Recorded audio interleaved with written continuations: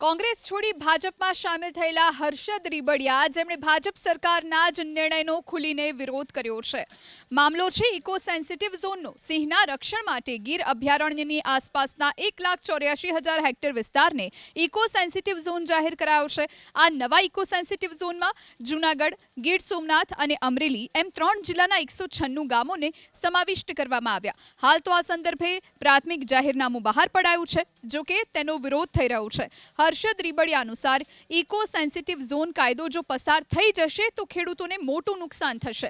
196 ગામોમાં વસતા લોકો ન તો નવું મકાન બનાવી શકશે, ન તો જૂના મકાનની મરામત કરાવી શકશે। એટલું જ નહીં, રાત્રે ખેતરમાં પણ વાહન લઈને નહીં જઈ શકે।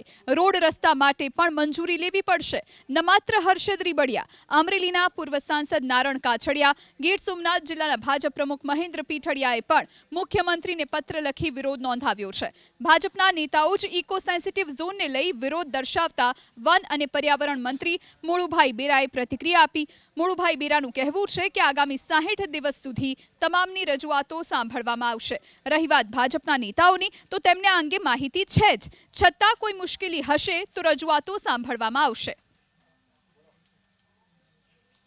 વાયુ, જલ અને ડસ્ટ પ્રદૂષણ આવું એક આમાં ઉલ્લેખ છે કાયદાની અંદર।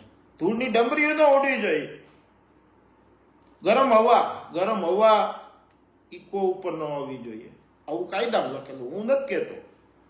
તો કાલ તો તમે આની કડક અમલવારી કરશો, તમારા ખેડૂતને ક્યાં જવું? ગ્રામ્ય વિસ્તારમાં કોઈ નાનો મોટો ઉદ્યોગકાર હશે, એમાં અવાજ થતા હશે મશીનોના, કોઈ એને ડેવલપ કરવું હશે, રાતના કામ કરવું હશે, ખેડૂતો એની વાડી ખેતરમાં કૂવાને ઊંડો કરવો હશે, નવો કૂવો કરવો હશે, મકાન જર્જરી છે એને રિપેર કરવું હશે, આ કશું જ નહીં કરી શકે।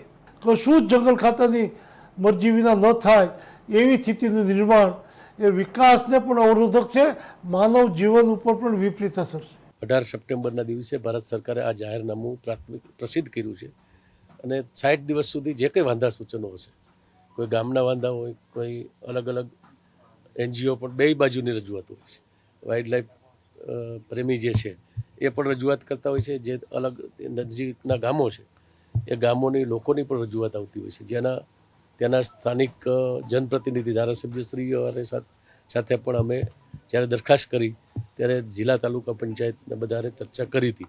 છતાંય હજી કોઈને જે કંઈ રજૂઆત કરવી હશે એ રજૂઆત સાંભળી અને આખરી જાહેરનામું પહેલાં સરકાર જે વ્યાજબી કોઈ વાત હશે એમાં ધ્યાને લેશે।